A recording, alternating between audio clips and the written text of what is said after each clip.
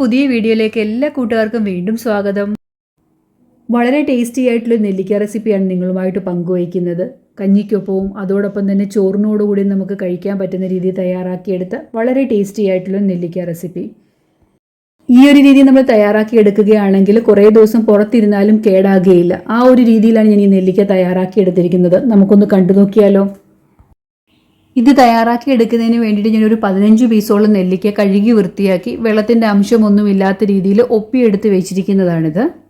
ഇനി എടുത്തു വെച്ചിരിക്കുന്ന നെല്ലിക്കയുടെ പീസ് ഓരോന്നും ഞാൻ ചെറുതായിട്ടൊന്ന് വരഞ്ഞു കൊടുക്കുന്നുണ്ട്. നമ്മൾ ചേർത്ത് കൊടുക്കുന്ന മസാല അതിനകത്ത് പിടിച്ചു കിട്ടണമല്ലോ, അതിനു വേണ്ടിയിട്ടാണ് അടർന്നു പോകാത്ത രീതിയിൽ ചെറുതായിട്ടൊന്ന് കത്തികൊണ്ട് വരഞ്ഞു കൊടുക്കുകയാണ്.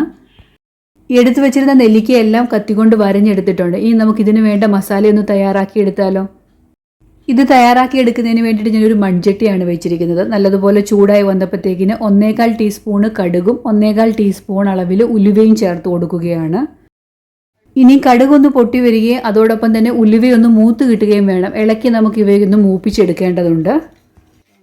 കടുകെല്ലാം പൊട്ടി വന്നിട്ടുണ്ട്, അതോടൊപ്പം തന്നെ ഉലുവയും മൂത്ത് കിട്ടിയിട്ടുണ്ട്. ഇനി നമുക്കിത് മിക്സിയുടെ ജാറിലോട്ട് ഇട്ട് കൊടുത്ത് ചെറിയ തരിതരിപ്പോടുകൂടി പൊടിച്ചെടുക്കണം. ഒത്തിരി അങ്ങ് നൈസായിട്ട് പൊടിച്ചെടുക്കല്ല. ഞാനിവിടെ ഒരു ഇടിയനിലിട്ട് ചെറുതായിട്ടൊന്ന് ഇടിച്ചെടുക്കുകയാണ് ചെയ്യുന്നത്. ഇത് ചൂടായിരിക്കുന്ന ഈ മൺചട്ടിയിലോട്ട് ഒരു 1/2 കപ്പ് അളവിൽ നല്ലെണ്ണയാണ് ചേർത്ത് കൊടുക്കുന്നത്. നല്ലെണ്ണ വെച്ച് തയ്യാറാക്കുന്ന എണ്ണ നെല്ലിക്കയുടെ റെസിപ്പിയാണ് നിങ്ങളുമായിട്ട് പങ്കുവയ്ക്കുന്നത്. ഇനി നമ്മൾ എടുത്തു വെച്ചിരിക്കുന്ന വെള്ളമൊക്കെ തുടച്ചു വെച്ചിരിക്കുന്ന നെല്ലിക്കയും കൂടെ ചേർത്ത് കൊടുക്കാം.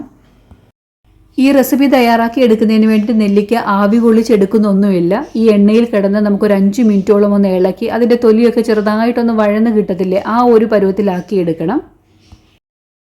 നെല്ലിക്ക ഈ ഓയിലിട്ടൊന്ന് ഇളക്കി കഴിയുമ്പോൾ അതിൻ്റെ ചെറുതായിട്ട് ആ നിറമൊക്കെ ഒന്ന് മാറി കിട്ടുമല്ലോ, ആ ഒരു പരുവത്തിലാണ് നമുക്ക് വേണ്ടിയത്. ഇനി ഇതിനകത്തോട്ട് ഞാൻ വലിയ ഒരു കുടം വെളുത്തുള്ളി തന്നെ ചേർത്ത് കൊടുക്കുകയാണ്. എരിവിന് വേണ്ടിയിട്ട് 2 പച്ചമുളക് ഈ ഒരു രീതിയിലാണ് അരിഞ്ഞെടുത്തേക്കുന്നത്.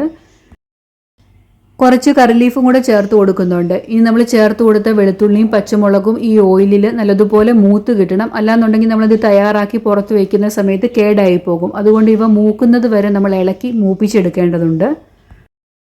വളരെ രുചികരമായ ഒരു എണ്ണ നെല്ലിക്ക റെസിപ്പിയാണ് നിങ്ങളുമായിട്ട് പങ്കുവയ്ക്കുന്നത്. ഈ വീഡിയോ നിങ്ങൾക്ക് ഇഷ്ടപ്പെടുകയാണെങ്കിൽ ഒന്ന് ലൈക്ക് ചെയ്യാനും ആദ്യമായിട്ട് എൻ്റെ വീഡിയോ കാണുന്ന കൂട്ടുകാരെങ്കിലും ഉണ്ടെങ്കിൽ ഒന്ന് സബ്സ്ക്രൈബ് ചെയ്ത് കൂട്ടാക്കാനും മറന്നു പോകരുത്.